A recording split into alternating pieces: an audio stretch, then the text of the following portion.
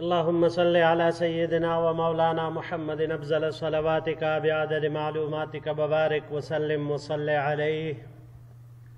بسم اللہ الرحمن الرحیم. عزیز طلباء کرام، امید ہے انشاءاللہ العزیز آپ سب خیر و عافیت کے ساتھ ہوں گے.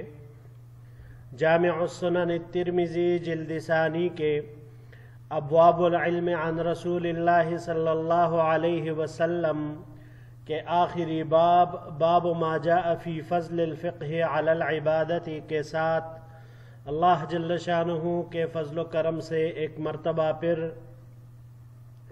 آپ حضرات کی خدمت میں حاضر ہونے کا موقع ملا. بحمد اللہ تعالی. عزیز طلباء کرام، آج ہمارا سبق نمبر 271 ہے، تو بڑھتے ہیں اپنے سبق کی طرف. باب ما جاء فی فضل الفقہ علی العبادت. یہ باب اس بیان میں ہے کہ فقہ یعنی علم کو عبادت پر فضیلت حاصل ہے. وبه قال حدثنا محمد بن اسماعیل قال حدثنا ابراہیم بن موسیٰ قال حدثنا الولید هو ابن مسلم قال حدثنا روح بن جناح عن مجاہد عن ابن عباس رضی اللہ تعالی عنہما قال. ہمیں روایت کی محمد بن اسماعیل نے، انہوں نے روایت کی ابراہیم ابن موسیٰ سے، انہوں نے روایت کی ولید سے جو کہ مسلم کے بیٹے ہیں، انہوں نے روایت کی روح بن جناح سے، انہوں نے مجاہد سے، اور مجاہد نے حضرت عبداللہ ابن عباس رضی اللہ تعالی عنہما سے کہ انہوں نے فرمایا قال رسول اللہ صلی اللہ علیہ وسلم فقیہ اشد علی الشیطان من الف عابد.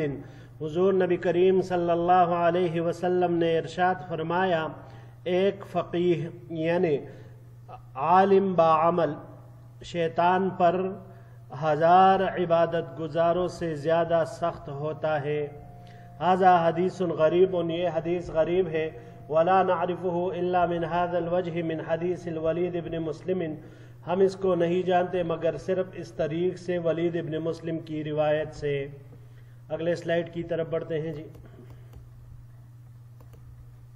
وبه قال حدثنا محمود بن خداش البغدادي قال حدثنا محمد بن يزيد الواسطي قال حدثنا عاصم بن رجاء بن حيوة عن قيس بن كثير قال.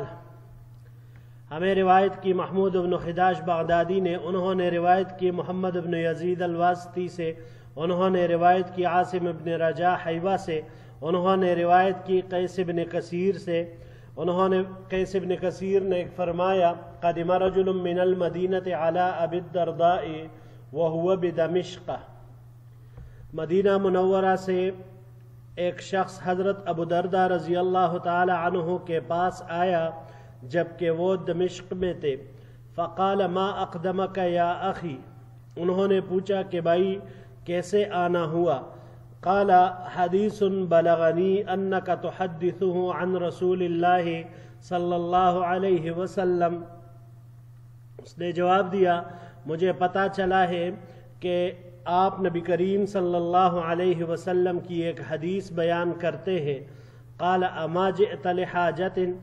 حضرت ابو درداء رضی اللہ تعالیٰ عنہ نے فرمایا کیا آپ کسی اور حاجت کے لیے نہیں آئے، یعنی آپ کے آنے کا صرف یہی مقصد ہے یا ساتھ میں کچھ اور بھی ہے؟ قال لا. انہوں نے کہا نہیں، بس میں صرف اسی مقصد کے لیے آیا ہوں. قال اما قدمت لتجارت. انہوں نے پھر پوچھا حضرت ابو درداء رضی اللہ تعالیٰ عنہ نے کہ کیا آپ تجارت کے لیے نہیں آئے؟ قال لا. اس نے کہا نہیں. قال ما جئت الا فی طلب هذا الحدیث.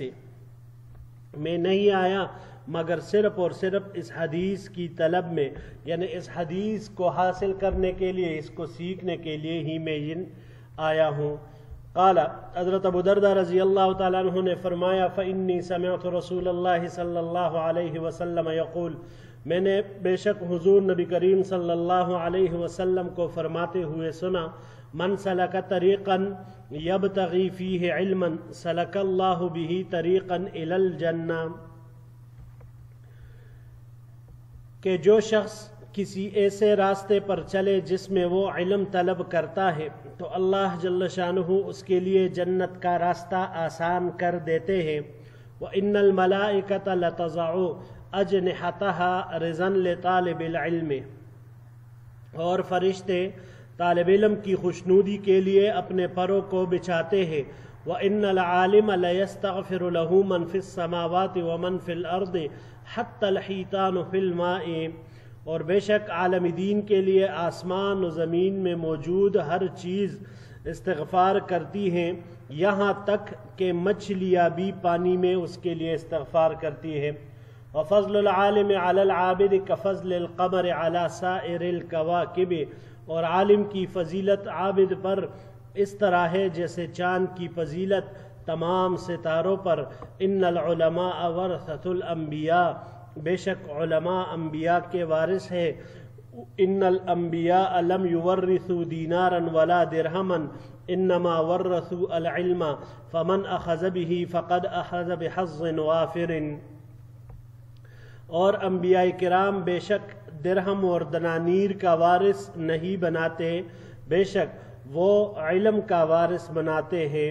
لہٰذا جس نے اس علم کو حاصل کیا تو اس نے گویا کہ انبیاء کی وراثت سے ایک کامل حصہ حاصل کر لیا، کامل حصہ پا لیا۔ ولا نعرف هذا الحديث الا من حدیث عاصم ابن رجاء ابن حیوہ، ہم اس حدیث کو نہیں جانتے مگر عاصم ابن رجاء ابن حیوہ کی روایت سے۔ ولیس اسناده عندي بمتصل، امام ترمذی رحمہ اللہ فرماتے ہیں کہ اس کی سند میرے نزدیک متصل نہیں ہے، یعنی منقطع ہے۔ هكذا حدثنا محمود بن خداش هذا الحديث، اسی طرح ہمیں محمود بن خداش نے یہ روایت کی۔ وإنما يروى هذا الحديث عن عاصم بن رجاء بن حيوة عن داود بن جميل عن كثير بن قيس عن ابي الدرداء عن النبي صلی اللہ علیہ وسلم، اور اس کو روایت کیا گیا ہے عاصم ابن رجاء ابن حیوہ کی روایت کو داود ابن جمیل سے، کثیر ابن قیس سے، انہوں نے ابو دردہ سے، اور انہوں نے نبی کریم صلی اللہ علیہ وسلم سے۔ وَهَذَا أَصَحُّ مِنْ حَدِيثِ محمود ابن خداش، اور یہ روایت محمود ابن خداش کی روایت سے زیادہ صحیح ہے۔ اگلے سلائیڈ کی طرف بڑھتے ہیں جی۔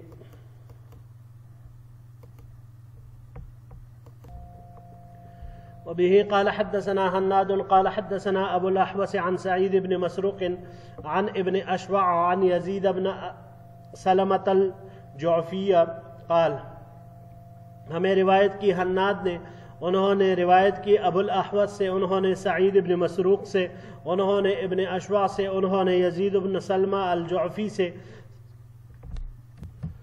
یزید ابن سلمة الجعفی نے کہا قال یزید بن سلمہ، کہ یزید ابن سلمہ نے عرض کیا یا رسول اللہ انی سمعت منک حدیثا کثیرا اخاف ان ینسی اولہ آخرہ فحدثنی بکلمۃ تکون جماعا قال اتق اللہ فیما تعلم۔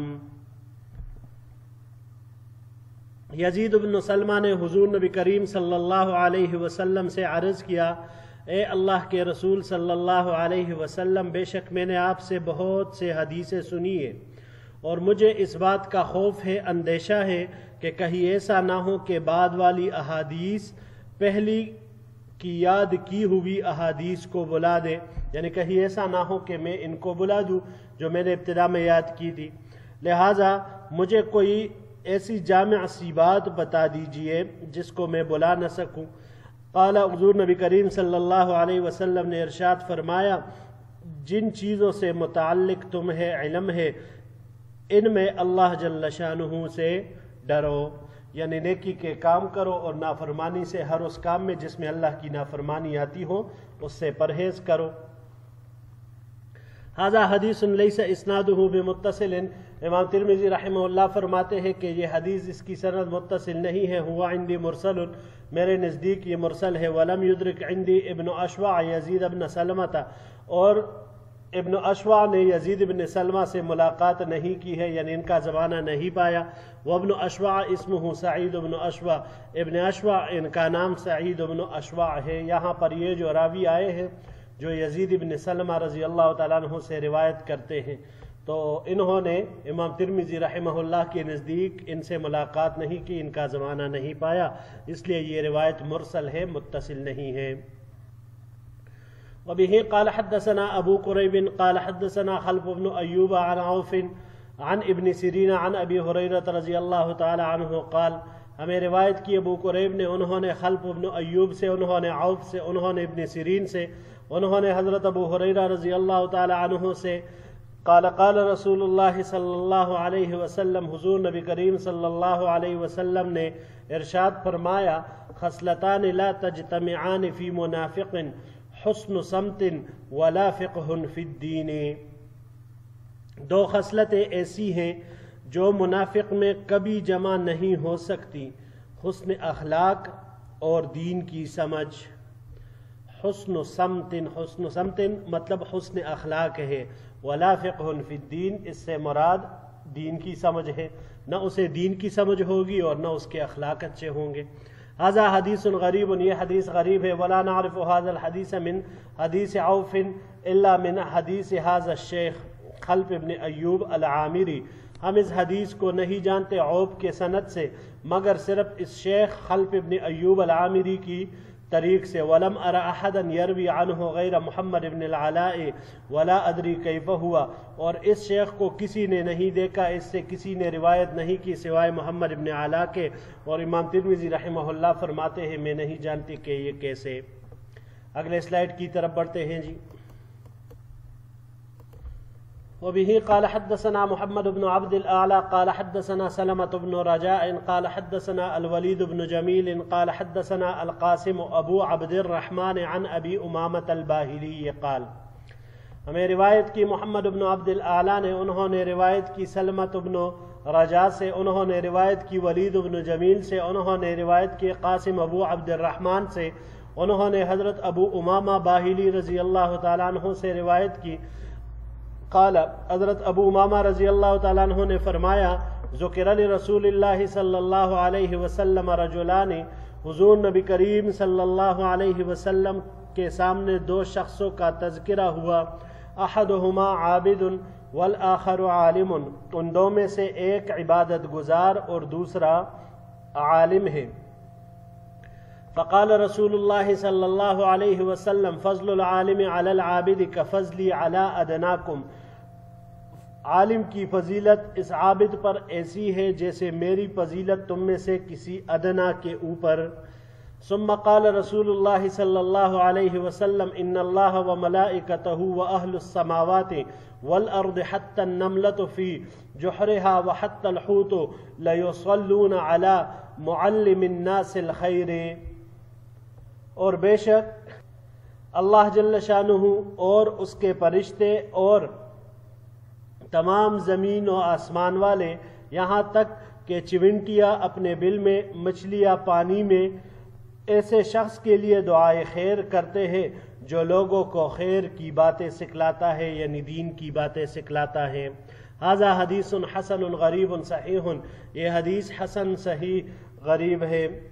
سمعت ابا عمار الحسین بن حریث الخزاعی یقول، امام ترمذی رحمہ اللہ فرماتے ہیں میں نے ابو عمار حسین بن حریث الخزاعی کو فرماتے ہوئے سنا، سمعت الفضیل بن عیاض یقول، کہ میں نے فضیل بن عیاض رحمہ اللہ کو فرماتے ہوئے سنا، عالم عامل معلم یدعا کبیرا فی ملکوت السماوات والارض، عالم باعمل دین کی تعلیم دینے والا فرشتوں کی دنیا میں بڑا آدمی کہلاتا ہے۔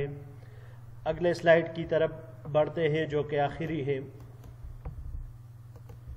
وبه قال حدثنا عمر بن حفص الشيباني البصري قال حدثنا عبد الله بن وهب عن عمرو بن الحارث عن دراج عن أبي الهيثم عن أبي سعيد الخدري رضي الله تعالى عنه عن رسول الله صلى الله عليه وسلم قال، ہمیں روایت کی عمر بن حفص الشیبانی البصری نے، انہوں نے عبداللہ ابن وہب سے، انہوں نے عمرو بن الحارث سے، انہوں نے دراج سے، انہوں نے ابو الہیثم سے، انہوں نے حضرت ابو سعید خدری رضی اللہ تعالی عنہ سے،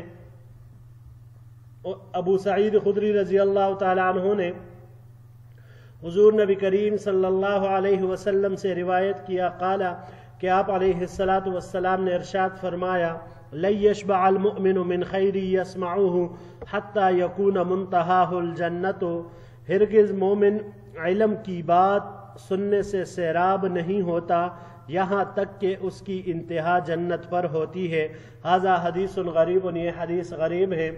وبه قال حدثنا محمد بن عمر بن الوليد الكندي قال حدثنا عبد الله بن نمير عن إبراهيم بن الفضل عن سعيد المقبوري عن أبي هريرة رضي الله تعالى عنه قال، ہمیں روایت کی محمد بن عمر ابن ولید الکندی نے، انہوں نے عبداللہ ابن نمیر سے، انہوں نے ابراہیم ابن الفضل سے، انہوں نے سعید المقبوری سے، انہوں نے حضرت ابو ہریرہ رضی اللہ تعالی عنہ سے کہ انہوں نے فرمایا قال رسول اللہ صلی اللہ علیہ وسلم الکلمۃ الحکمۃ غالۃ المؤمن فحیث وجدها فهو احق بها۔ حضور نبی کریم صلی اللہ علیہ وسلم نے ارشاد فرمایا کہ حکمت اور دانائی والی بات مومن کی کوئی ہوئی چیز ہے، لہٰذا وہ اسے جہاں بھی پائے تو وہی اس کا زیادہ مستحق ہوتا ہے۔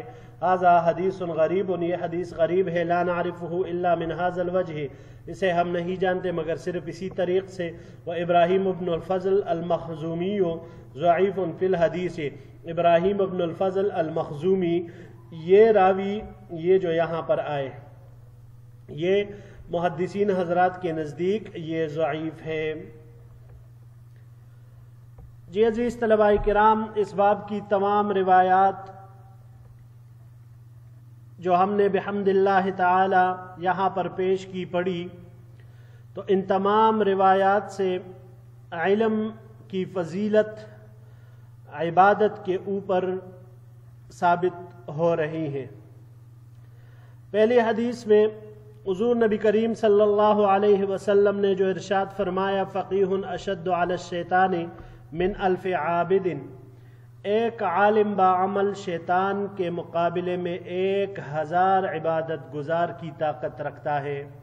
یعنی ایک جانب اگر 1000 عبادت گزار ہو جائے اور دوسری جانب ایک عالم باعمل ہو تو وہ ایک عالم باعمل وہ 1000 عابدوں کے برابر ہوتا ہے۔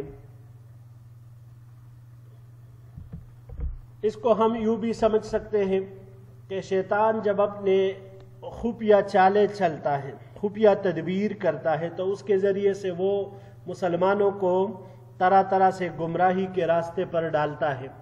تو اب جو عام انسان ہوتا ہے وہ شیطان کی اتباع میں لگ جاتا ہے، اس کی پیروی شروع کر دیتا ہے، اس کی چال میں پھنس جاتا ہے اور وہ کام گزرتا ہے جو شیطان اس سے کروانا چاہتا ہے۔ لیکن ایک عالم باعمل وہ شیطان کی ہر چال کو سمجھ جاتا ہے اور اس کے گمراہ کن حملوں سے وہ خود کو بھی بچاتا ہے اور لوگوں کو بھی اس سے بچنے کی تلقین وہ کرتا ہے۔ جبکہ ایک عام عابد عبادت گزار شخص اس کی خفیہ چالوں اور حملوں کو نہیں پہچانتا، اور یہ خبیث شیطان بعض اوقات ایسی نورانی چال لے کر آ جاتا ہے کہ اچھے عبادت گزاروں کو وہ اس میں پھنسا دیتا ہے اور وہ بیچارے اپنی تمام عمر بھر کی ریاضت سے ہاتھ دھو بیٹھتے ہیں، اپنی تمام عمر کی عبادات کا وہ کباڑہ کر دیتے ہیں اور اس کو ضائع کر دیتے ہیں شیطان کی چالوں کی وجہ سے۔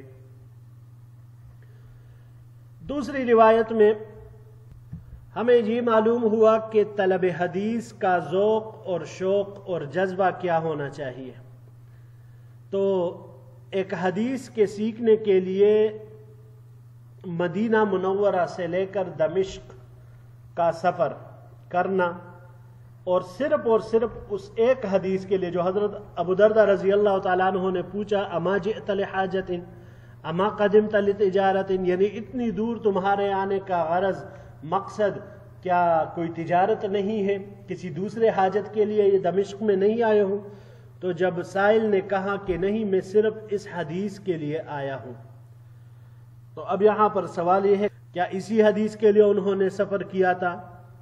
تو اس میں بالکل یہ بات پہلا احتمال یہ ممکن ہے کہ انہوں نے اسی حدیث کے لیے سفر کیا ہو۔ دوسرا احتمال اس میں یہ بھی ہے کہ یہ حدیث تو حضرت ابو دردہ رضی اللہ تعالی عنہ نے ان کو ان کے ذوق اور شوق اور طلب کو دیکھ کر ان کو سنائی، کیونکہ یہ علم کی طلب پر مشتمل ہے۔ لیکن یہاں پر اس باب میں جو امام ترمذی رحمہ اللہ نے روایت جو ذکر کی یہ وہی علم کی فضیلت والی روایت ہے. ان کی طلب، ان کی شوق اور ان کے جذبے کو دیکھتے ہوئے حضرت ابو درداء رضی اللہ تعالی عنہ نے یہاں پر یہ بات پیش کی. اب عزیز طلباء کرام، یہاں پر سوال یہ آتا ہے کہ حضرت ابو درداء رضی اللہ تعالی عنہ نے جو یہ حدیث سنائی جو یہاں پر ذکر ہے، تو کیا اسی روایت کے لیے اس شخص نے سفر کیا تھا یا کوئی اور روایت ہے؟ تو اس میں دو احتمال ہے. بالکل یہی روایت ہے اور اسی کے لیے انہوں نے سفر کیا تھا اور یہاں پر ذکر ہوا. دوسرا احتمال اس میں یہ ہے کہ انہوں نے ایک اور روایت کے لیے سفر کیا تھا جو حضرت ابو درداء رضی اللہ تعالیٰ عنہ نے ان کو سنائی بھی، لیکن ان کے شوق کو دیکھتے ہوئے، ان کے جذبے کو دیکھتے ہوئے یہ روایت بھی ان کی حوصلہ افزائی کے لیے ان کے سامنے بیان کر دی. چونکہ یہ اس باب کے مناسب تھی تو امام ترمذی رحمہ اللہ نے اس کو یہاں پر ذکر کر دیا. وہ روایت یہاں کے مناسب نہیں تھی، موضوع کے ساتھ موافق نہیں تھی، اس لیے اس کو یہاں پر ذکر کرنا مقصود نہیں تھا. اس میں اسی طرح یہ احتمال بھی ہو سکتا ہے کہ یہ حدیث ہو سکتا ہے یہی ہو، لیکن اس شخص نے اس کو اجمالاً سنا ہو، تفصیلی طور پر سننے کے لیے سفر کیا. اور اسی طرح اس میں یہ بھی احتمال ہو سکتا ہے کہ پوری حدیث انہوں نے پہلے سن رکھی ہو، لیکن اس میں حضور صلی اللہ علیہ وسلم تک واسطے زیادہ تھے، تو ان واسطوں کو کم کرنے کے لیے یا ختم کرنے کے لیے انہوں نے حضرت ابو درداء رضی اللہ تعالی عنہ کی طرف سفر کیا تاکہ براہ راست وہ اس حدیث کو سننے والے بن جائے. اور یہ آپ کے علم میں انشاءاللہ العزیز یہ بات آئی ہوگی عزیز طلباء کرام کہ حدیث کے واسطے جتنے کم ہوتے ہیں راوی اور حضور صلی اللہ علیہ وسلم کے درمیان، حدیث پڑھنے والے طالب علم کے درمیان جتنے کم واسطے ہوتے ہیں اتنا ہی وہ روایت قوی اور اعلیٰ درجے کی ہوتی ہیں. جی عزیز طلباء کرام، کم و بیش تمام روایات اس باب کی اسی طرح کی مضمون کے ساتھ امام ترمذی رحمہ اللہ نے ذکر فرمائی ہے.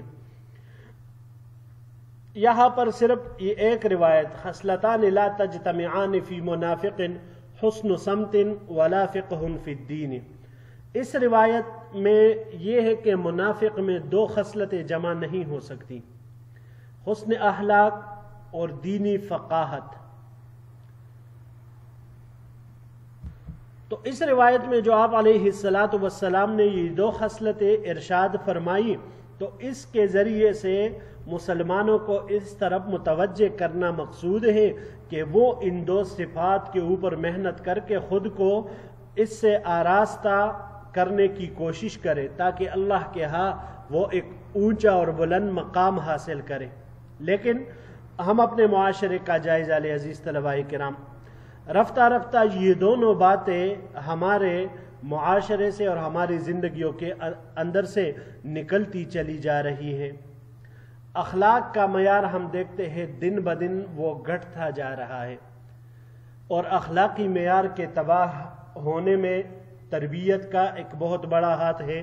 اور خاص کر ٹیکنالوجی، سوشل ایکٹیویٹیز جو ہوتی ہے سوشل میڈیا پر، الیکٹرانک میڈیا، سوشل میڈیا خاص کر، اس نے لوگوں کے اخلاق کا جنازہ نکال دیا ہے، لوگوں کی عزتوں کا جنازہ نکال دیا ہے، اور انسان اب ایسے درجے پہ اتر آیا ہے کہ وہ انسان کہلانے سے بھی گزر چکا ہے، یعنی انسان کہلانے کے ابھی لائق نہیں رہا، اور کوئی بھی اس کی طرف نہ توجہ دے رہا ہے اور نہ اس کے اوپر کوئی محنت کر رہا ہے. تو جب اخلاق کا معیار یہ ہو تو ایسے میں تعلیم کیا ہوگی، ایسے میں دینی سمجھ کیا آئے گی، ایسے میں فقاہت کہاں سے آئے گی؟ بس اللہ سے یہی دعا ہے کہ اللہ جل شانہ ہم سب کو ایسا دینی فہم نصیب فرمائے، ایسے اخلاق نصیب فرمائے جو ہمیں دنیا میں بھی کامیابی اور کامرانیوں سے نوازے اور آخرت میں بھی ہمارے لیے وہ خوشی کا باعث ہو. آمین یا رب العالمین. جی عزیز طلباء کرام، یہی تک ہمارا آج کا سبق تھا. انشاءاللہ العزیز زندگی رہی تو اگلے درس میں ایک نئے باب کے ساتھ پھر آپ کی خدمت میں حاضر ہوں گے. السلام علیکم ورحمۃ اللہ وبرکاتہ.